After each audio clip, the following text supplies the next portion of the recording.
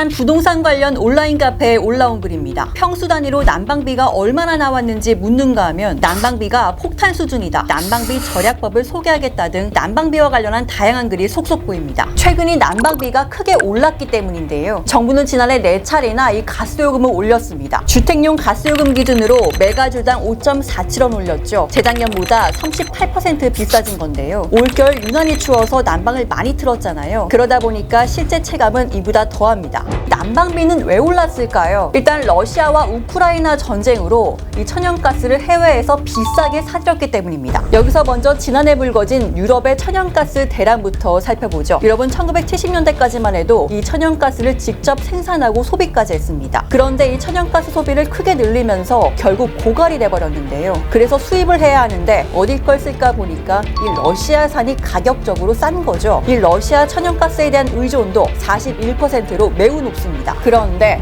지난해 러시아와 우크라이나 전쟁이 일어났고 이후 유럽 국가들이 우크라이나를 지지하면서 이 러시아가 많이 화가 났죠. 급기야 유럽으로 가는 천연가스 밸브를 잠그고 공급을 줄였습니다. 다급해진 유럽은 다른 나라에서 이 천연가스를 구하기 시작했는데요. 그만큼 귀해진 천연가스 가격이 뛸 수밖에 없겠죠. 우리나라에는 어떤 영향이 있는 거냐? 우리는 호주나 카타르, 미국 등에서 이 천연가스를 수입하고 있습니다. 자급자족이 안 되다 보니 100% 수입에 의존하고 있는 거죠. 천연가스를 수출하는 회사가 천연가스를 유럽에 팔지 한국으로 보낼지를 정하는 기준은 가격입니다. 유럽 국가들이 웃돈을 줘서라도 이 천연가스를 구하고 있는 만큼 결국 우리도 가격을 더 높여서 사올 수밖에 없는 겁니다. 실제 천연가스 수입 가격은 2021년 12월에 한 톤에 893원 하던 게 지난해 12월 1255원까지 40.5% 올랐습니다. 그런데 이 천연가스 가격 최근에 가파르게 떨어지고 있습니다. 러시아, 우크라이나 전쟁 이전보다도 더 떨어졌는데요. 유럽 국가들이 천연가스 재고를 미리 축적했고요. 공공장소를 중심으로 허리띠를 졸라매서 사용량을 급격하게 줄인 데다 다행히 올겨울 유럽이 따뜻해서 수요가 많이 줄었기 때문인데요. 그런데 왜 우리만 난방비가 오르고 있는 걸까요? 가스공사 적자 때문입니다. 지난해 말 기준 한국가스공사의 누적 손실은 약 9조 원에 달합니다. 글로벌 가스 가격이 폭등했을 때 소비자 가격에 그대로 반영해서 올리면 시장이 충격을 받을 수 있잖아요. 그걸 막기 위해서 이 정부가 개입해서 조금만 올리게 하고 여기서 일어난 손실액은 나중에 갚게 하는 구조입니다. 일종의 외상값으로 남겨뒀다가 나중에 시장이 풀릴 때 갚는 거죠. 지금도 그런 의미로 볼 수 있습니다. 가스 수입 가격은 떨어졌지만